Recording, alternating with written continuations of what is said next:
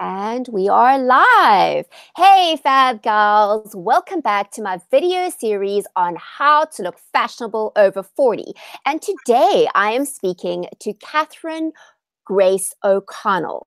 She is a talk show host on LA radio. She's also an influencer from a fashion and lifestyle perspective. But most importantly, and what I really want to hear from her today is about the Forever Fierce movement, which is a midlife revolution.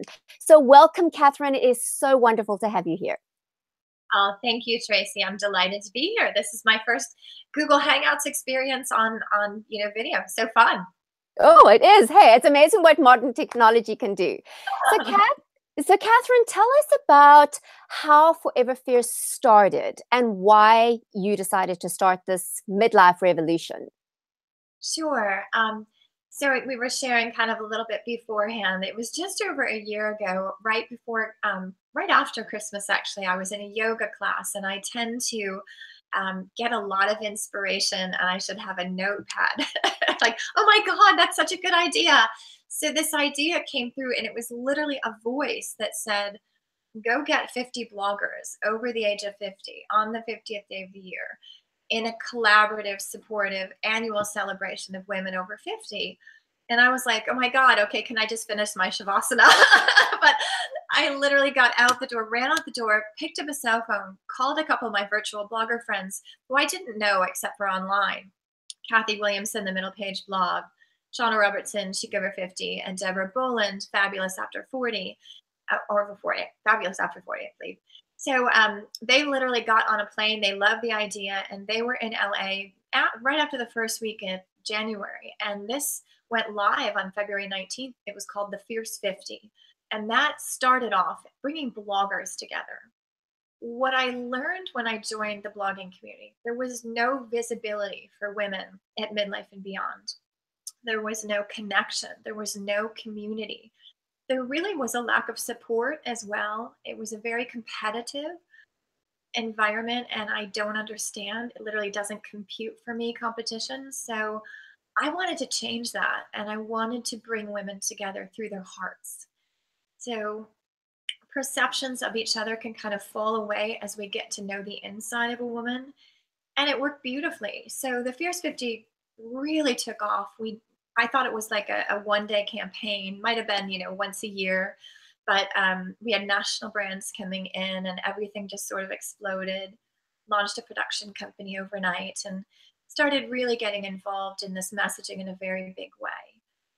Fast forward, we had a lot of women asking. I started a Facebook community for this Fierce 50 to kind of support the bloggers, support these women. And we had a lot of women who were non-bloggers who were interested. And I hate the term, I shouldn't say non-bloggers, women that hadn't launched a blog. And so then we had women saying, hey, what about us? We're the sandwich generation. We're not, in between the millennials and the boomers with these Gen Xers. And like, we're forgotten. Nobody talks about us. So I was like, you're right. This isn't about age. Midlife is a powerful time in a woman's life when something happens on the inside of a woman, but also on the outside of a woman. It's like we become, at least in my experience, more empowered on the inside, more beautiful on the inside, where life projects, you're worth far less. You're not relevant. You should be invisible and go away. And so to me, midlife isn't an age. It's an experience.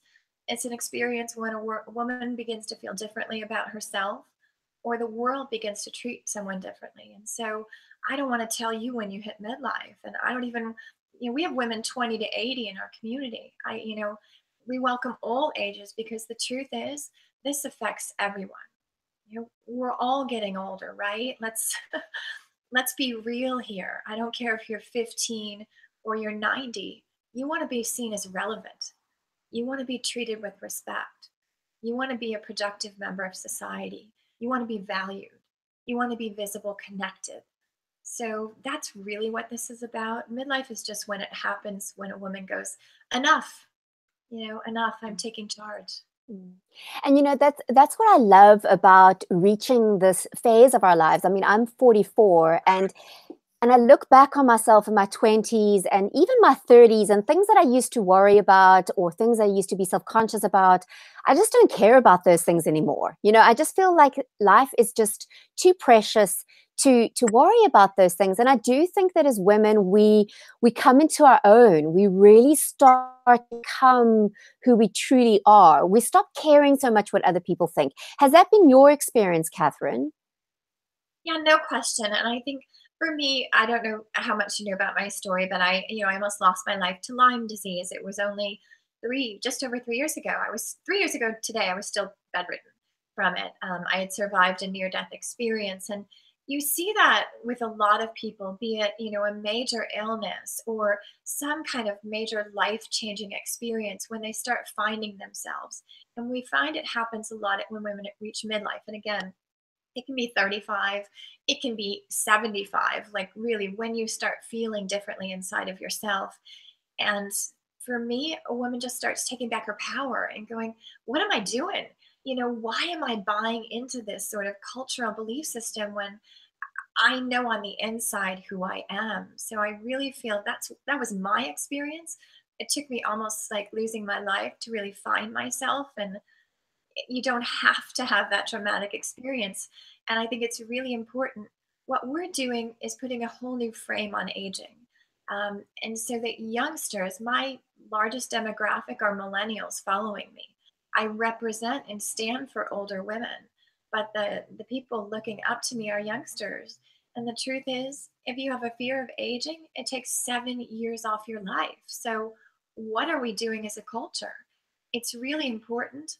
It's more likely a woman at midlife is going to take a stand and go out there and say, guys, I'm standing up for you, for me, for all of us, than a millennial. So I felt I had to do it. Mm, mm.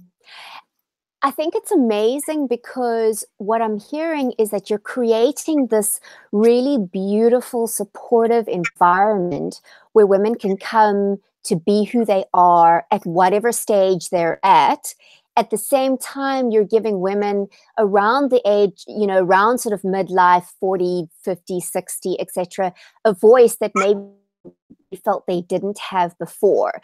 So it's like it's really a two-pronged approach. It's saying, well, women who are younger that are afraid of getting older, they have the support to transition into this phase. And then there's also those of us who are in this phase that are saying, okay, now we're ready. We're ready to be ourselves. And we've now got a supportive environment in order to do that. Because I often think the internal dialogue that we have can stop us right in our tracks. But when we have a supportive cast and people around us who are doing it and doing it so well and then egging us on too, it makes a huge difference. I love that you said that, and you're right. There are multifacets to this, but clearly, for me, finding my voice was the key to saving my life. I, like so many women, I think that's why Me Too. I was a Me Too. Me Too, Times Up, all these movements right now. What they are is it's almost like a volcano. It's that phoenix rising. You can't keep energy down forever. Repression, suppression, who we think we are like explodes, and it's like we become who we really are. So that's the truth of who we are, and we keep trying to push it down and push it down and push it down, and you can't hold the truth down forever. The truth of who we are these beautiful human beings with so much relevance and so much power.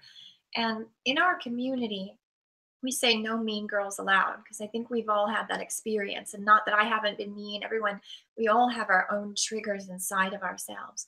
But we create a really sacred environment. So we're just projecting onto a woman who she really is so she can start believing in herself again.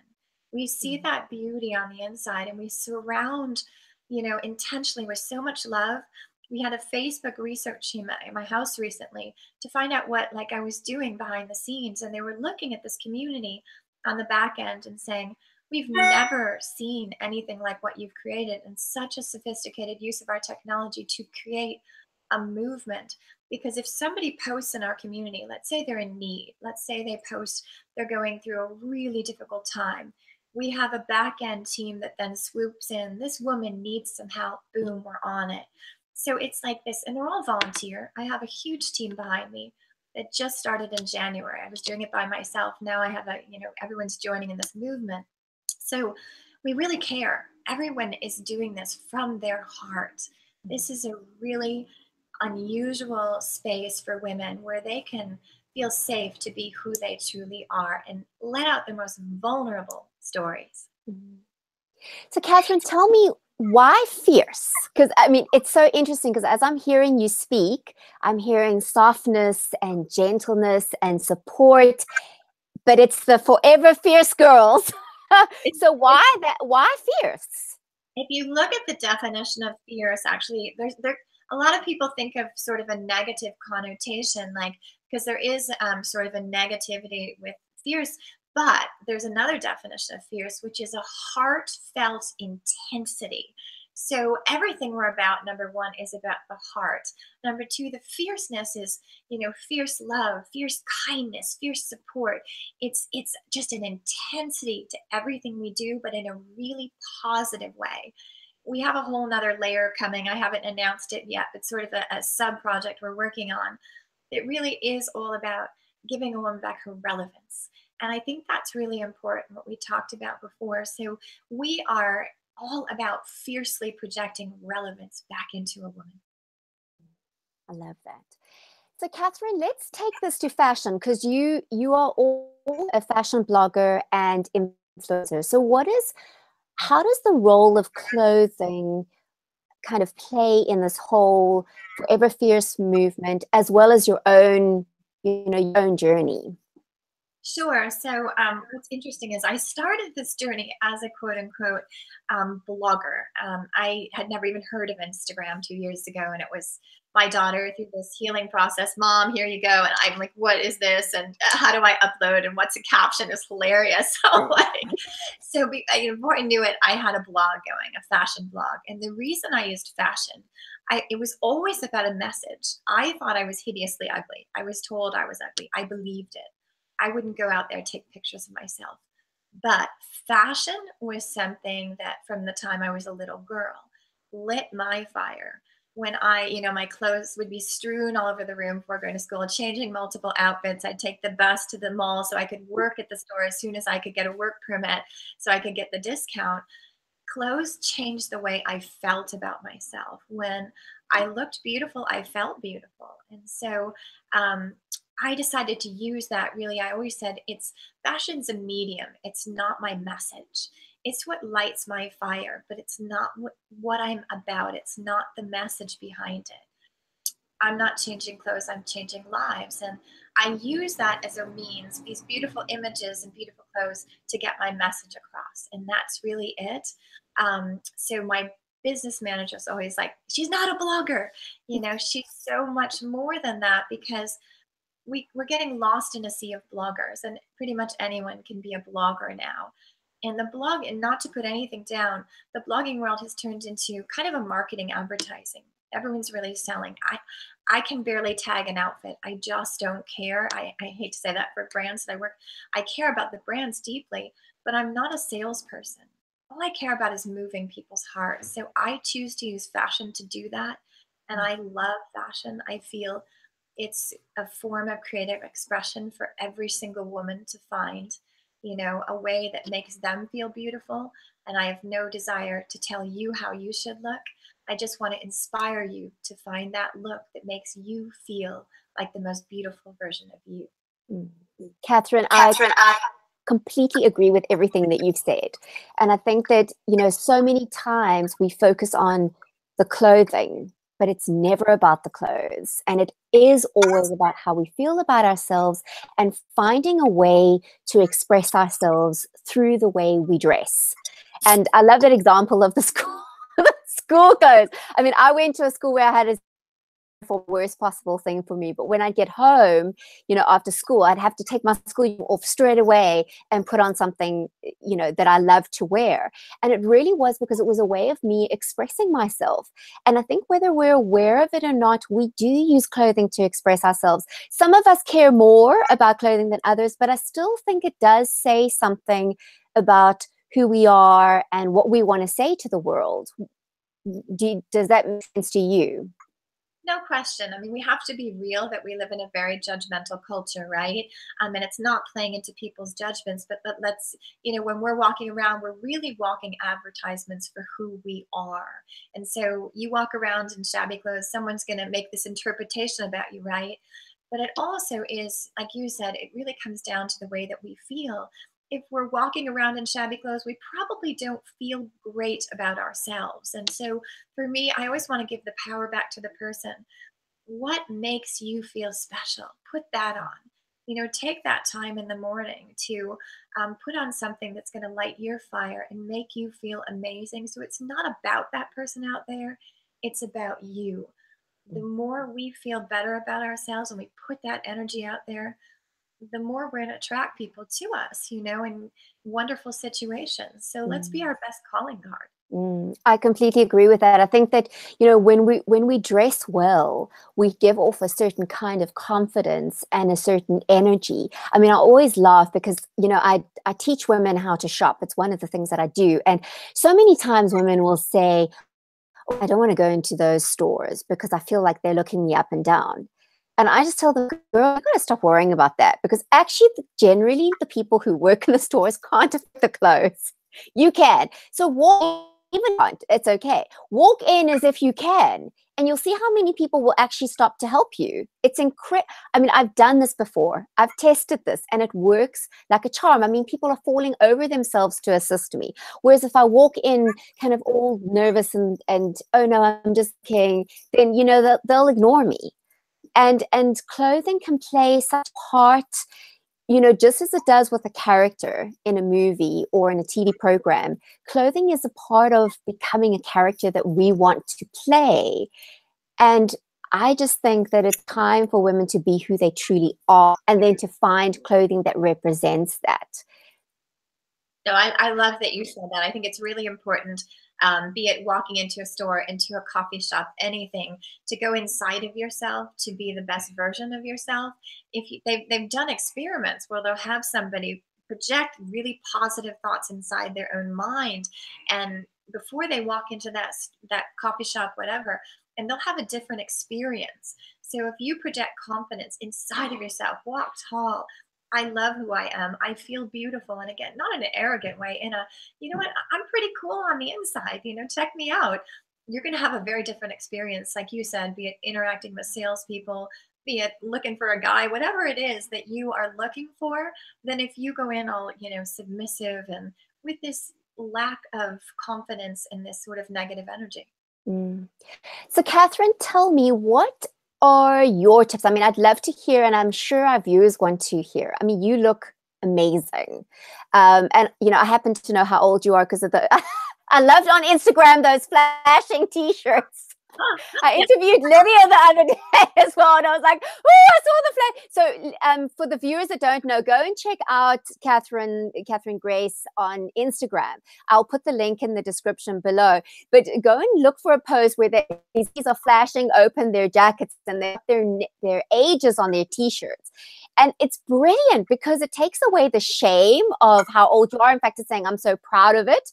So obviously, I know how old you are. So tell us, how do you look so good? Because you really do, Catherine. You look amazing, and I mean, it doesn't look like you're being anybody other than who you are. Oh, you're lovely. Thank you for that. And I'm going to give one little plug, because we just did the t-shirts were for Chico's. We just did a campaign. That was the video you saw, was all about age is just a number, and their new campaign is we're not older, we're bolder. And that's, those tees are like, I'm 56 years bold, and I've been standing up for my age and proudly shouting my age to the rooftops as long as I've been doing this. So as far as how I look, that's so interesting. I started this with Lyme disease. So I honestly haven't done anything. I had never even had a blowout before this. I don't know how to wear makeup. I'm as real as possible. I've got nothing in my skin. I look in the mirror and I'm like, oh my God, I need to do something. But I do have people that send me incredibly lovely products. Right now, I'm working with a company called Serenge. I went after them. Korean skincare. I don't know if you've seen those masks online. And I was stalking the company. I'm like, I've got to try this. And it made an enormous difference because I really and truly, at 56, I'm going through menopause.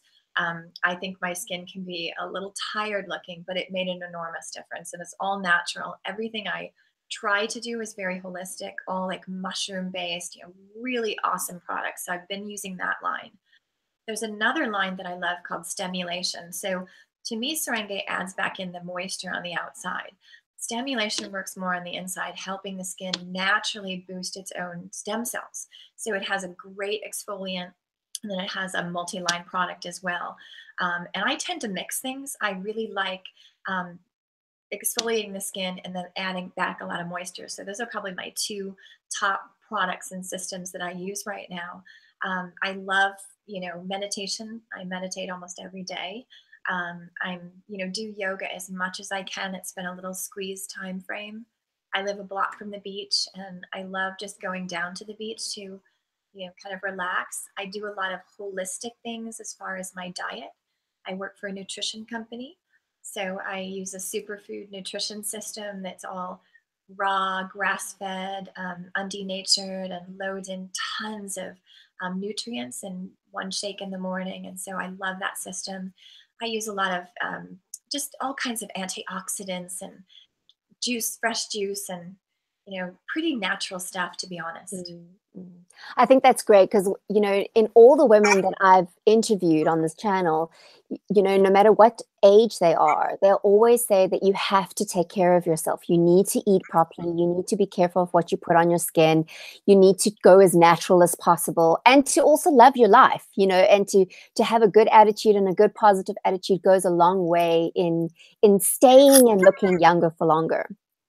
I think it's really hard in our culture too. As you get older, society makes it harder and harder, right, for us to accept ourselves. Number one, we don't see ourselves reflected in marketing and advertising. It's geared toward very young, youthful people with perfect skin. And so we start judging ourselves. And so as women, we tend to live in our minds, and in our minds, we beat ourselves up. One therapist once said to me, it's far more important the way we speak to ourselves instead of standing up for ourselves. So if you're going to do one or the other, it is the way we speak to ourselves. And I've had, like anyone else, I can get up in the morning and those negative thoughts can start. And you have to catch yourself in that moment. It's a process. We have to love ourselves back because society makes it very challenging on women in general. We're empathic, we're sensitive. Women can be mean to women, and society as we get older isn't so accepting. So it's really important that we, like you said, love ourselves inside out. And that means self-care. That means self-nurturing. That means, the thoughts that we tell ourselves. And everything we ingest, honestly, is going to show out here. So take care of yourself and have fun too. I'm a big believer, and you got to have whatever, I'm not strict as far as if I want a bagel, I'm going to have a bagel. If I want an ice cream cone, I'm going to have an ice cream cone. But for the most part, my body knows that, I've got to take care of myself and eat pretty healthfully. So, Catherine, speaking of fun, this is always my favorite question that I ask. What do you do for fun? I mean, I know you work hard. I can think you're doing, but what do you do for fun? You know what? I'll be honest, lately it's been squeezed because we've had just so much going on work-wise. Excuse me. But for fun, I would say I live a block from the beach. I moved here from Chicago 8 years ago to get my master's in spiritual psychology. So I left the snow, I left the cold. I'm a beachy boho girl at heart. So I will go down to the beach. I go barefoot, no makeup. And if I see it like a dolphin jumping, I had that the other day, I put it on my Instagram live. I will go running out there like a crazy person. I'm a nature girl. I go out and, feed the birds, and I'll just bring a couple bags of bread and just throw them up there and be laughing like a kid. I also love surrounding myself with children. So we do some shoots with these little kids. My kids are big, but if I have a low energy day, we go out with them and everything changes. So, I do my best, but it's been a little bit squeezed lately. But if I had to do something, I'll just head over to the beach and lift my spirits. I think that's amazing. Yes, I think that there are periods of time. There are definitely seasons where, we're more work intensive, and then other times when we have more relaxed time, and I think it's important to be kind to ourselves in that process. Like I'm preparing for my trip to New York, and it is intense at the moment. It's just lots of work and lots of hours, but it will pass, and sometimes my husband's taught me about what he calls pockets of time. When you're squeezed, sometimes you just have to take the little pockets of time for yourself. And that can be a very small thing. Like you say, going down to the beach and taking some breadcrumbs and, just laugh out loud for a while. That's also, it doesn't take lots of time to do that. It's so true. And I know I'm not a big I turned the TV off probably over 15 years ago, but recently someone was going, "You've got to watch Frankie and Gracie. You've got to watch it." And I'm like, okay, I got to watch it. And I started, oh my God. It's brilliant. And I'm like, she's screaming in the grocery store, "I am relevant. Don't you see me?" And I'm like, oh my God, it's so perfect. So I'm obsessed with that, obsessed with Big Little Lies, and also Home Goods. That's another one. If I'm like having a rough day, I love fixing up my home. So I will go to Home Goods and I'll just walk around Home Goods for like an hour and just browse the aisles. So that's awesome. I know who would think that, but yeah.